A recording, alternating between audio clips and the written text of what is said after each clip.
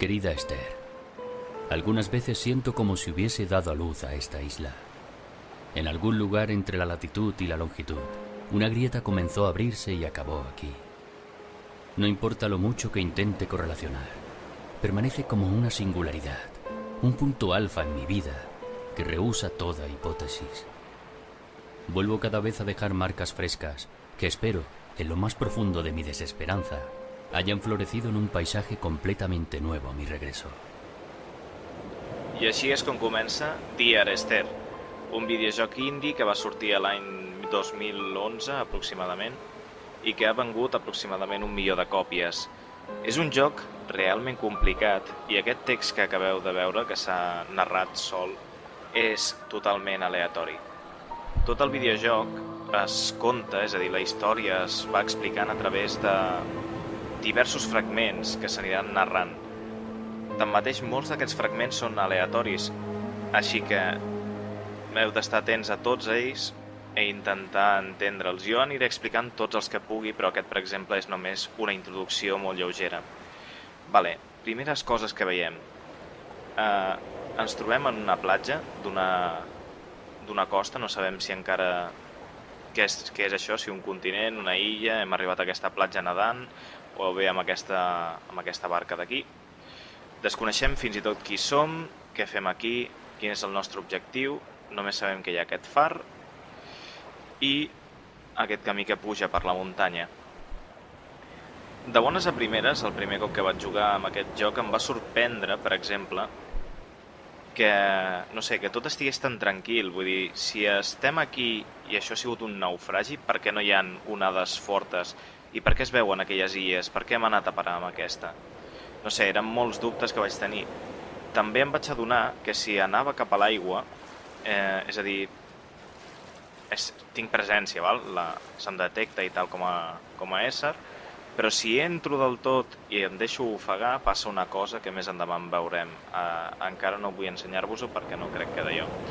Visualment el videojoc està construït sobre el motor Source, que és el del Half-Life, vull dir, és tremendament increïble, gràficament és brutal, vull dir, és maquíssim, tot i que ja té els seus anys el motor gràfic, és totalment increïble, és una sensació de realisme, de fotorealisme, de disposició elemental molt bona. L'equip creatiu em sembla fins i tot que va guanyar un premi.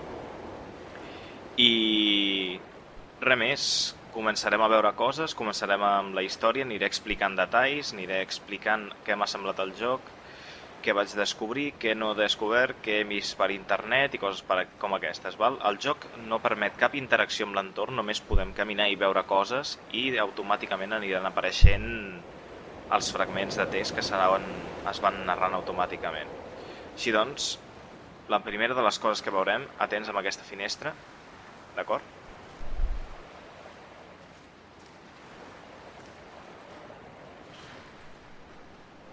Ho heu vist, oi? Acaba de passar una figura tota castanya cap a la dreta, d'acord? No hem vist molt bé què era, semblava com una espècie de cosa allargada, ha passat corrent cap a la dreta, així que entrarem dintre del far.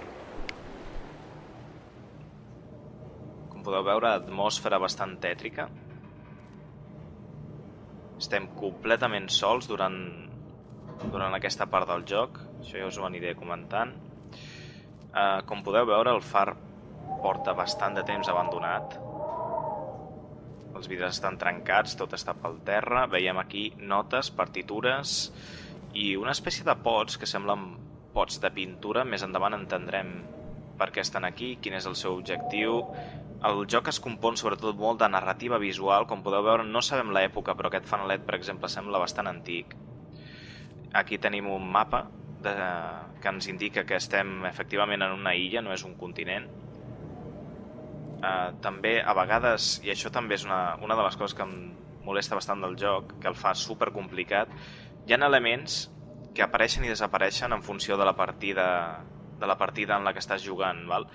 Abans, per exemple, he fet una partida de prova per recordar-me, perquè vaig jugar fa ara mateix un any i hi ha coses que no me'n recordo. Aquí mateix hi havia un llibre que ficava les de Iberian Island, vale? Que, és a dir, o apareix al mapa indicant que és una illa, o apareix aquest llibre, val? Explicant algunes de les historietes de la illa aquesta. Val? Llavors, us ho dic ara, val? Estem a la illa Ibrea, o com es digui, no sé, jugueu i veureu aquí un llibre o no. No sabem encara què fem aquí, hem vist aquest d'allò, hi ha moltes partitures de música, hi ha molts llibres de literatura clàssica, acabem d'escoltar un soroll d'allà, ara anem a mirar-ho. Ho heu vist, oi? Ho heu vist i escoltat.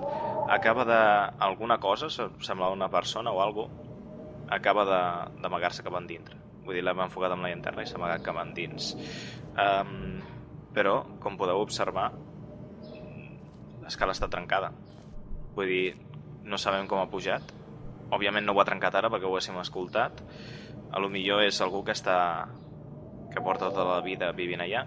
Això també ho descobrirem més endavant. Val? Vull dir, aquest joc no és un joc de terror convencional, no és un joc de terror, de gore, de coses d'aquestes, sinó que és un joc de terror parapsicològic, és a dir, juga molt amb la psicologia del públic i a través d'elements com aquest, quan estàs jugant tu sol, a la nit, a les fosques, coses com aquestes et crispen els nervis, i ho veureu més endavant perquè pràcticament la totalitat del joc es desenvolupa anant sol caminant per la illa. Com podeu veure, les escales del far formen una espiral. Això és una metàfora, a lo millor més endavant ho enteneu, jo espero personalment que sí. Vale, aquí veiem un certificat, un certificat universitari de lo que sembla ser enginyeria mecànica o enginyeria elèctrica. Això és una referència també a una cosa que passa una mica més endavant, més partitures i els pots aquests, que efectivament resulten ser pots de pintura o alguna cosa per l'estil, pintura fluorescent. I el que hi ha pintat amb aquesta pintura és un diagrama químic. El diagrama químic del que sembla ser metanol o algun tipus d'estructura d'alcohols. Això també és una referència d'una cosa que passarà més endavant a la història, però és això d'aquí, juntament amb el diploma i el bitxo que hem vist ficant-se cap endintre, són tres dels elements claus juntament amb el mapa de la illa que podrem trobar dintre d'aquesta casa, juguem amb el món que ens toqui o no. I aquí veiem una gavina que surt volant. Això és una altra metàfora, juntament amb l'espiral de les escales, que jo espero personalment que al final de la història entengueu. De totes maneres ho explicaré, vull dir, si no ho enteneu, dintre del lavabo no hi ha res, vull dir, més partitures, més escrits, i la sensació d'abandono normal de tota la casa aquesta. Trobem una altra barca destrossada, que també sembla que porti bastant de temps, de fet sembla que porti el mateix temps que aquella barca d'allà, el qual ens fa pensar que no estem sols a la illa, és a dir, que podria haver-hi una altra persona que ha arribat fins aquí i a lo millor és fins i tot la persona que hem vist allà, a dalt del far, i que ens està evitant per alguna raó que encara no entenem. En qualsevol dels casos jo seguiré, faré veure que no d'allò, encara no em ficaré dintre de l'aigua, vull reservar-ho per més endavant.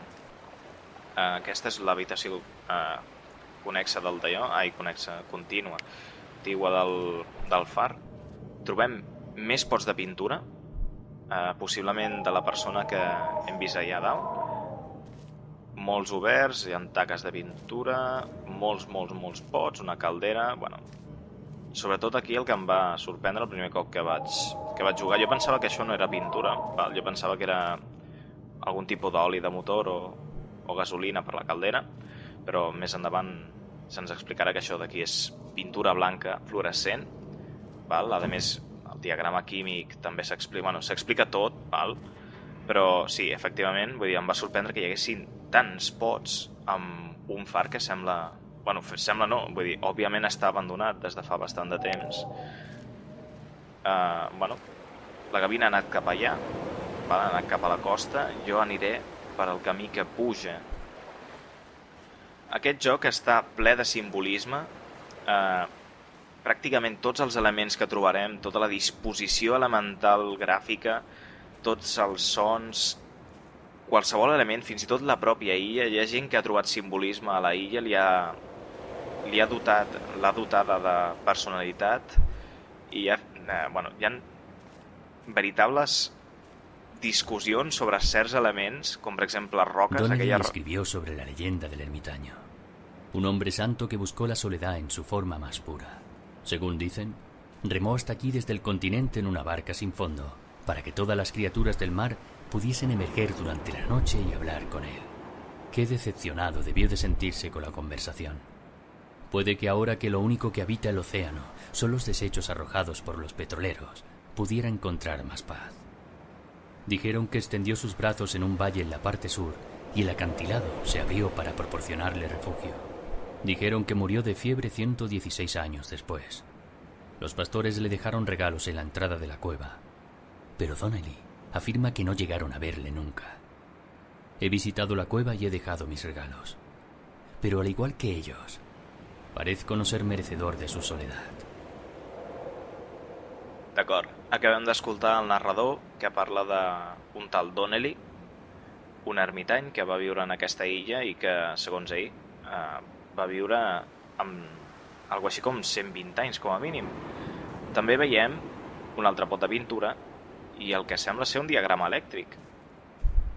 No sé exactament què és, sembla el símbol d'una espècie d'interruptor, commutador o alguna cosa per l'estil, un díode potser, o fins i tot, no sé, alguna part electromecànica d'algun mecanisme.